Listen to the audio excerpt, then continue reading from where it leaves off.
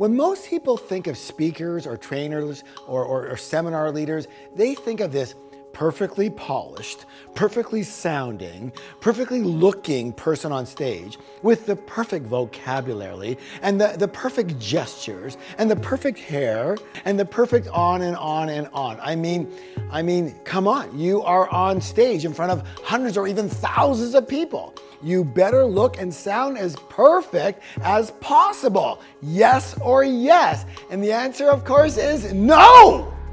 Be authentic. I repeat, be authentic. Authentic is 1,000 times more important and more impressive than perfect. You have to be and sound like you and only you.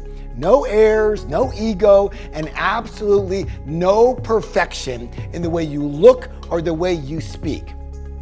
It's perfectly okay if you say or you stumble or even forget what you're talking about. In fact, really great trainers don't try and memorize everything. You know, when I train, first of all, I use a music stand with notes right in front of me to guide me and keep me on track and keep me on time.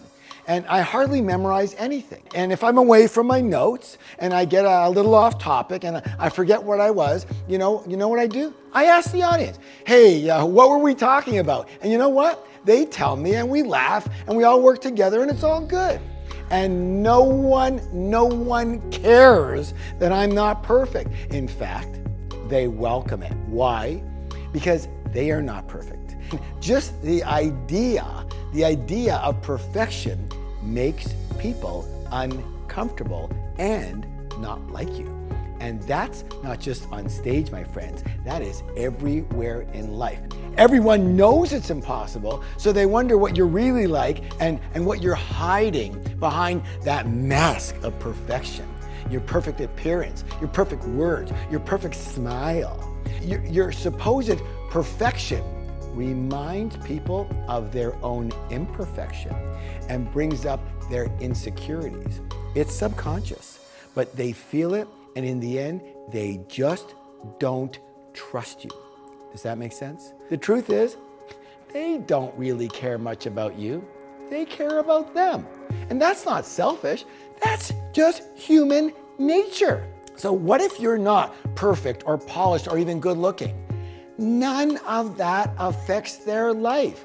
What's important is what you are teaching, the knowledge and information you provide, and what result it's going to have for them. It boils down to this.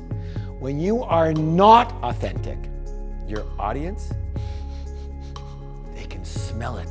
Sure, they'll smile and they'll clap for you at the time, but just as sure, they will never buy your product or come back to learn more from you. On the other hand, when you are authentic, when you are vulnerable, your audience relates to you and they connect with you.